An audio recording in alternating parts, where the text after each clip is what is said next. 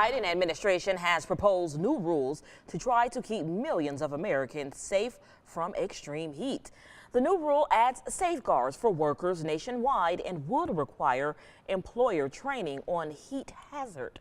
Well, Texas Today reporter Mike Rogers is live in the studio to break this down. Mike, how are these new regulations going to work?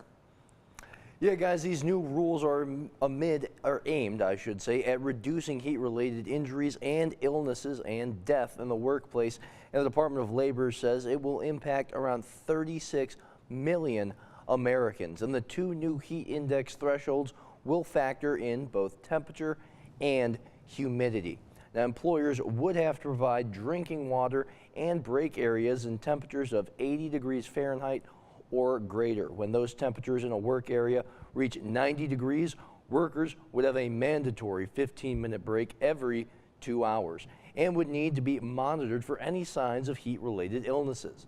According to the Bureau of Labor Statistics, from 1992 to 2019, there were an average of 32 heat-related workplace deaths a year.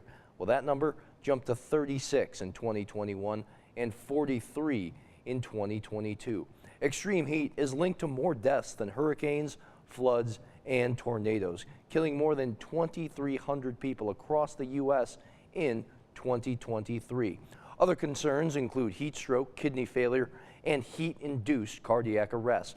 Texas Representative Greg Casar has been fighting for this for more than a decade. I've had to organize one too many vigils and have had to go to too many funerals of construction workers and other workers that have died in the extreme heat. This rule makes it so that when there's a heat index of 80 degrees, employers have to provide more water, have to provide more access to rest for their workers. Only 5 states have workplace heat safety laws on the books. Meanwhile, Texas Governor Greg Abbott this past year signed legislation preventing local governments from requiring heat protections for outdoor workers. And according to the new research on heat stress limits on the body by Penn State University, the past 2 decades, scientists believed 95 degrees Fahrenheit and 100% humidity was the upper limit for the human body to regulate itself in the heat. But guys, that number and the measurement was never done on a human subject. And from a safety perspective, that critical heat stress limit has been lowered to around 87 degrees in 100% humidity.